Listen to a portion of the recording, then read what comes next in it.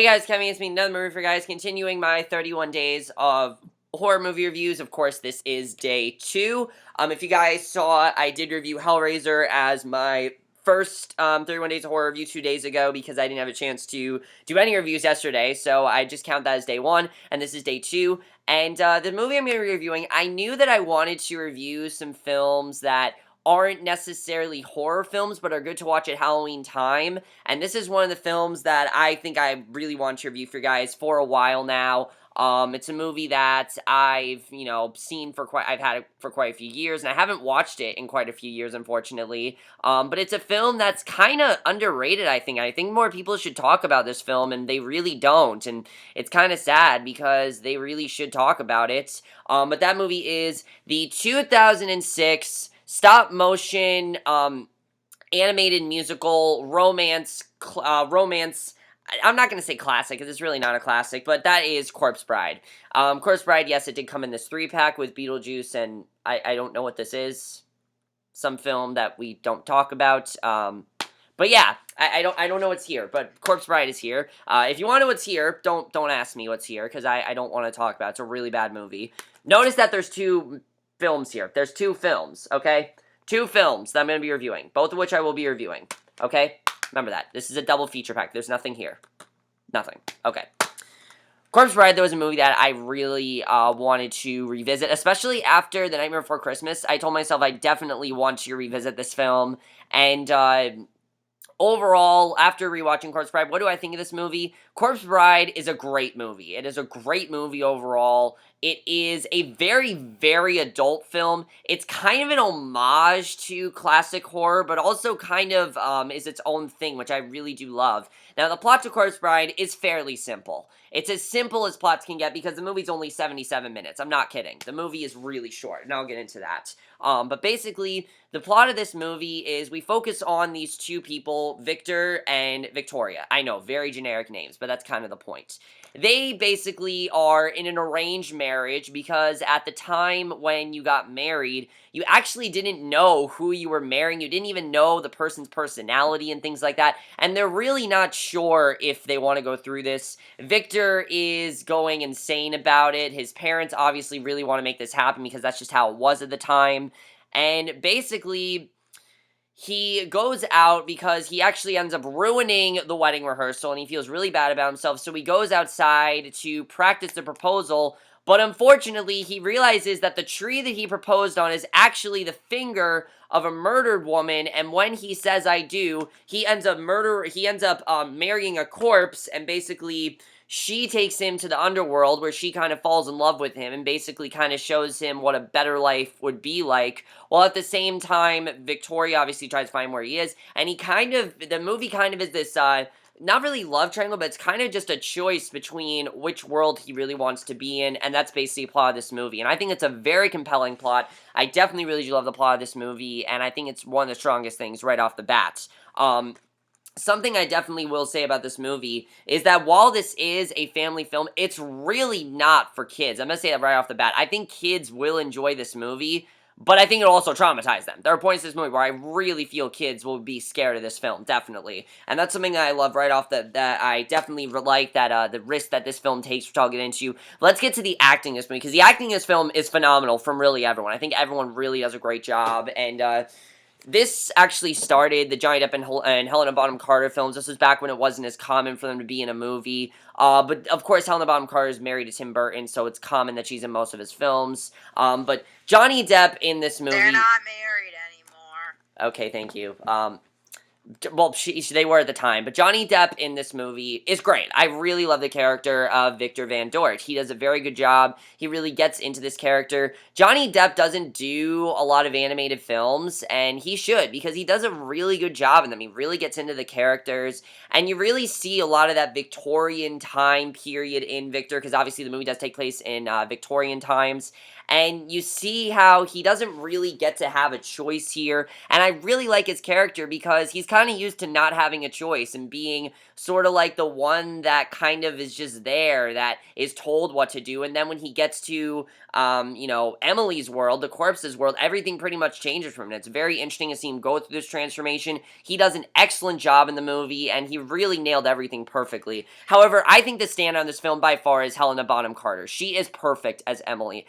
It made the character of Emily could be very creepy. And yes, at first it might sound creepy that he marries a corpse, but they make it really work, honestly. And that's something I thought was really well done with this movie, is the way they actually make that work. They make it seem like they have, that she really does care about him and that you understand why she wants to be with him, and she has this passion, and she kind of opens him up to a world full of possibility, and that's something I definitely really like, and the chemistry between these two obviously is fantastic. They work fantastic together, and they really did a great job. Emily Watson, as well as Victoria, I thought was also really great. The thing about Victoria is that she's not a bad person, but obviously she doesn't really know anything about Victor. She doesn't know his name. She doesn't even, she knows his name, but she doesn't know, like, really what he looks like, if he likes her, if this is even going to work out, things like that. And it's very interesting to see, for whatever reason, even though it seems like she doesn't really want to go through this, she still kind of wants to marry him, and it's interesting to see her go through that. I definitely really like that about her character. She also does a very good job, and I thought overall she was really great. Victoria's parents, I thought, were very funny in the movie. Also, Tracy Ullman and Paul Whitehouse were both very, very funny. I thought they were all the parents were definitely very funny, and they all did a very good job, and I really enjoyed them. Richard E. Grant as Barkus, I'm not going to spoil what happens with his character because it is a spoiler, but he does a very good job for what he's in, especially towards the end of this movie. Oh my god, he was incredible, but he did a great job. I thought he was very good, and everyone in this film was just very well casted, and I thought there really wasn't a bad performance in there. The directing by Tim Burton is obviously great. This is back when Tim Burton, was doing great films, and he is doing great. He's definitely is starting to get back into his mojo and getting back into doing great films again. But this was back, when he just put out great film after great film after great. Well, not so much this. I'm not gonna. If you guys know what's in this 3-pack, you know what this is. Not a very good film. Just saying that right now. Not a very good film. Don't watch that. Don't watch that movie. It's covered by a paper for a reason. Because I'm ashamed to own it. But basically, Corpse Bride, I think, is one of his greatest achievements, mainly because The Night Before Christmas, as you guys know, he produced. He didn't direct it. This was sort of him getting to direct The Nightmare Before Christmas, him making up for not directing The Nightmare Before Christmas. This was him making up for that, and you really see that here. There are a lot of vibes from that in here, but what I really love about this movie is the switch in tone. I think it's very fascinating. This movie starts out as a very dark film with hardly any humor at all. It's very dark. It's kind of depressing, and then when we get to Emily's world, that's when the movie actually gets kind of funny, and I really appreciate Tim Burton for doing that. Showing how different these two worlds are is very important in this movie, because they're very, very different. Do you want to be in this boring world where it's very boring and things like that? And I thought he did a very good job directing it. The movie actually got very emotional times, and I thought he overall just did a very, very spot-on job. The screenplay as well, I thought, was fantastic. Like I said, there are some homages to, I'd say, classic horror films, but it also, like I said, stands out as its own thing. The plot to this movie I find very compelling, because the plot is not just, oh, do I want to be with a corpse, do I want to be with a human? It's, do I want to take this path in life, or do I want to take this path in life? And this is something I think we all can relate to. We all go to that point in our life where we face a crossroad, where we're like, okay, there are two ways my life can go. And Victor is very confused. On one hand, he wants to marry Victoria because, he sees an attraction towards her. He knows this can work out. He knows he's marrying her. But at the same time, he doesn't really know her and kind of likes the life he has with Emily because he gets to actually be someone. He actually gets to do something. He shows their piano, his piano skills and things like that. It's very compelling to watch, and I definitely really like watching that in this film. And like I said, I think it's one of the reasons why that's not really for kids. A kid can't really relate to that. There is some really great humor in this movie. This movie is very funny at points. Definitely very funny at points, especially when he first meets the corpse. It's very funny. Some of the background characters are really great, and overall, I thought the screenplay as a whole was really great. The movie got very, very dark towards the end. I was surprised by how adult this movie got, but it goes in some very adult directions that I very much am impressed by. Tim Burton likes to do this with a lot of his films. He likes to make them fun, but he likes to incorporate dark elements in there, and those are always his best films, and I think the reason he does that is because he wants to have something for everyone. This movie really does, I think, have something for everyone. You know, it has humor in there, but it also has some really dark moments and some really insightful things about life that I think are honestly very important, and I definitely love that about this movie. The cinematography is unlike anything I've seen, honestly. I can't think of a movie that's like this movie. I'm trying to think of it. The only film that comes to mind is Nightmare Before Christmas, but even that, there's color in that movie.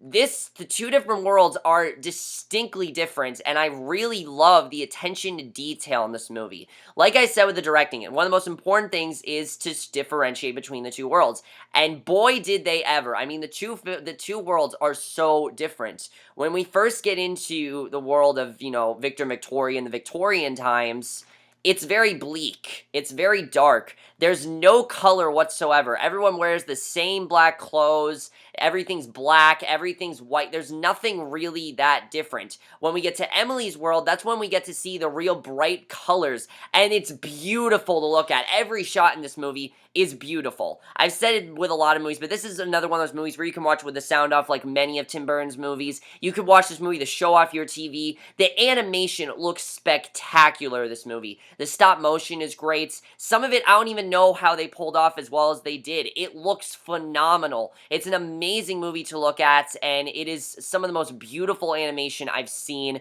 Definitely, I love the way this film turned out. The designs for the characters are perfect. I thought they were very well done. They did a good job of making them look human, but also making them look very creepy and also kind of lost. Victor especially looks very lost, and as you can see, like when you see his design, he looks lost. He looks like he doesn't really know where he wants to go in life. And something that I was very impressed by is how they actually match their, their facial expressions and like the way they looked with actually their characters. That's something I definitely really enjoyed and I thought was very well done. And you can see it from this poster, Victor wears all dark and she actually has some blue in there, and there's none of that in his world. And I really like the way the film does that.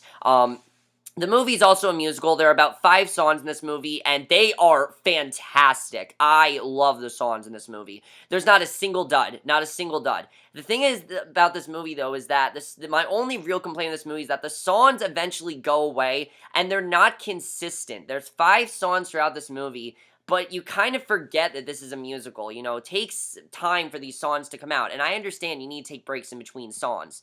But Nightmare Before Christmas was very consistent in terms of songs. This really isn't. This has 5 songs, and then it kind of abandons it, and I was kind of upset about that because when you have a musical, you need to make it work, and it works to a degree, but then you get to a point where it's like, oh yeah, this is a musical. It felt strange at points when they would start bursting out into song because like, oh, why won't you sing here? Why would you sing there and not here? The last song that they end at, okay, it's really fun, definitely, but I felt there should have been at least one song toward the end, just a wrap up to wrap everything up so it wouldn't feel awkward.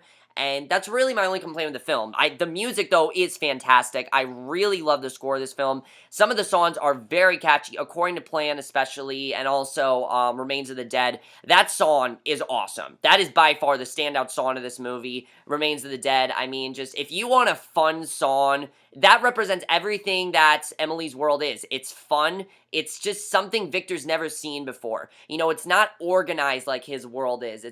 Everything's not according to plan like his world is. According to plan, just referencing the song, that pretty much sums up his world. Everything's according to plan. Everything needs to go a certain way. Everyone pretty much is the same. And in her world, none of that is true. And I think that's very interesting, and I definitely really love that. And I thought that was definitely very well done.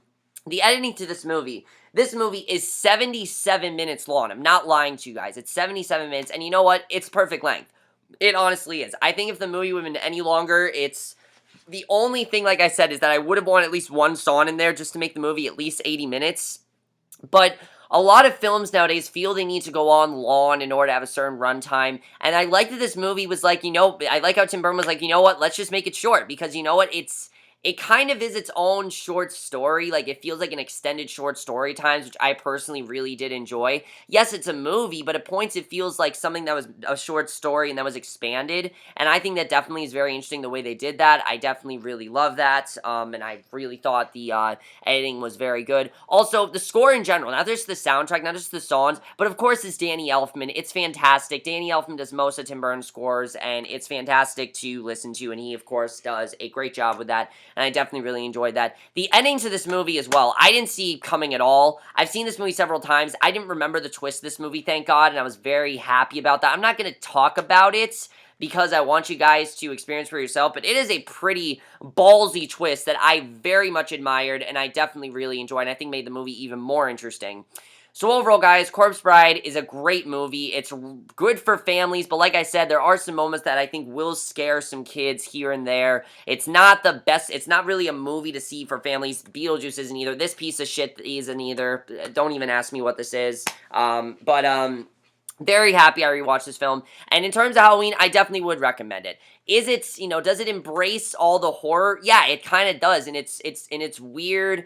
It's a very eccentric film, and just how weird it is, and how it should be one way, but it comes across as another way. Like, for example, Emily's World isn't just scary. It's kind of funny, actually, and I really appreciated that. You would expect it to be the more scary world, but no, Victor's World is. And that's something I thought was definitely very interesting. The movie's a lot deeper than it needs to be. And overall, guys, Corpse Bride, I'm going to give it a 4.5 out of 5, or an A minus. It overall is a very good movie that I very much enjoyed, and I definitely would recommend you guys check it out for Halloween. But that's basically my review of Corpse Bride. Let me know what you guys think of this film if you have seen it. I will see you guys in my next video, which I'm not doing a trailer round of this week, guys, because the two trailers that I really want to talk about, I've already seen. So what I'm going to do is I'll talk about those two trailers in next week's installments, and then do that, because there's really nothing else to talk about besides those two trailers, so don't look for that. Also, if you guys are wondering about the October movie preview, I'm not going to be doing a live stream. I just don't really have the time. October is a very busy month for me. I have so much going on. You don't even want to know how much I have going on in October. There's so much going on, but Caden is on it. He's going to make a montage, I think. He said he would make a montage for me, so hopefully that all works out the way we want that to. So if you guys are looking for that, that's not going to be there. But our next video will be for tonight's episode of Girl Meets World. I will be watching it, and I will see you guys for that. Okay, bye.